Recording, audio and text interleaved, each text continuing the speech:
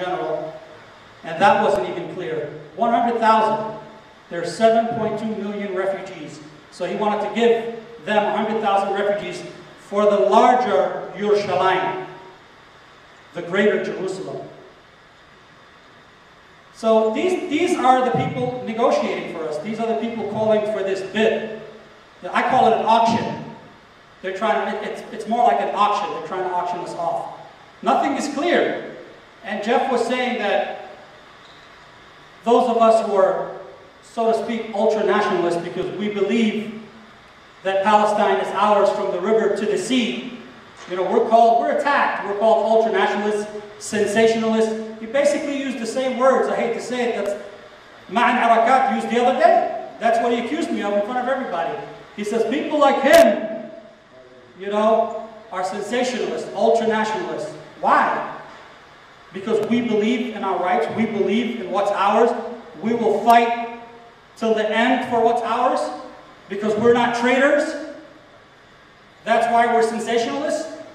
Hell, if that's what a sensationalist, I'm a proud sensationalist. Proud ultra-nationalist. You know, because nobody, one thing that Jeff did say, and Jeff is a good guy. I'm not, you know, this is nothing personal. This is just a political debate. Jeff knows I love him, okay? But as a Palestinian, I'm concerned, you know? And Jeff, of all people, should know, he's of Lebanese descent, correct, Jeff? From Lebanon? His people in the south knew how to do it, okay? Israel couldn't occupy them. They knew how to fight. All right, so why are we not afforded that right? Yeah. They did it. Okay? So Francis Boyle and John Quigley, yes, they have great analysis. They have a lot of legal mumbo-jumbo, so to speak. You know, I'm not really an intellect on that level, nor do I want to be. You know, I'm a realist, a real realist, you know. My concern is the occupation on the ground. My concern are the checkpoints in Palestine that the PA nor the PLO can liberate. I asked Ma'an Arakat, why don't you go liberate a checkpoint? You know, you're talking about statehood. You're going to have a statehood where you still have checkpoints. You're still going to have a siege on Gaza, continued bombings, white phosphorus. You're still going to have Palestinian children on the ground being killed under this UN bid. So the argument of legality about that we can go to the international tribunal or courts or whatever, they can do that now. You don't need a state to take somebody to court. So that's something, in my opinion, is ridiculous to say that that's what you can do. They're not doing it. And one would think, why aren't they doing it? Because in my opinion, the PA is an arm of the occupation. Okay?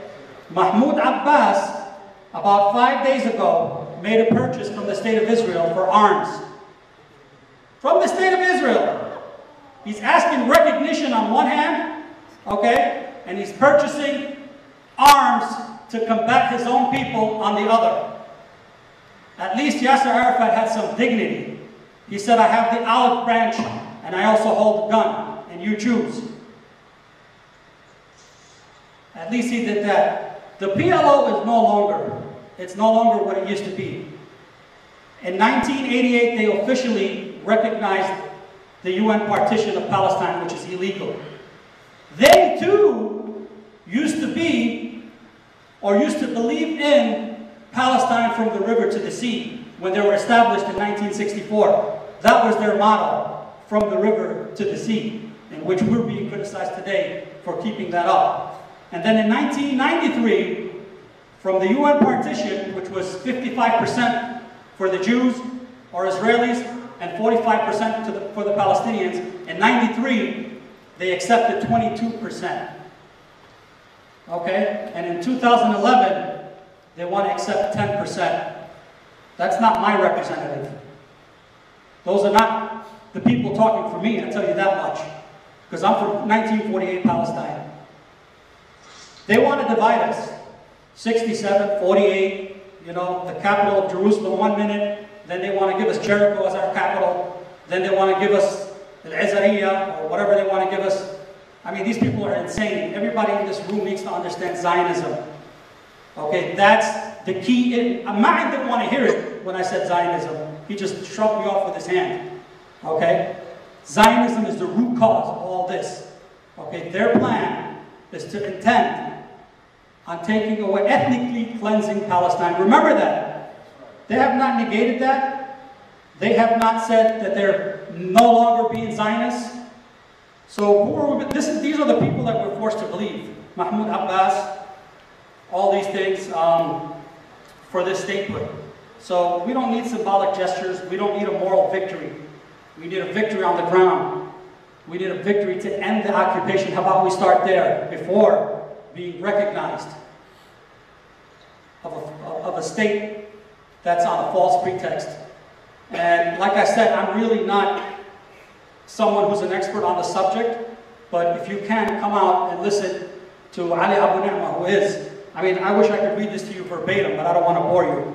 It's really nice. It just came out yesterday. It hits on every point, on every argument about this UN bid. And just as a quick announcement, we also have on October 7th, a friend of mine, she's a Palestinian artist. She is having an exhibit. It's called Palestinian Intifada Art, which is going to be at Beit Hanina at 7 o'clock.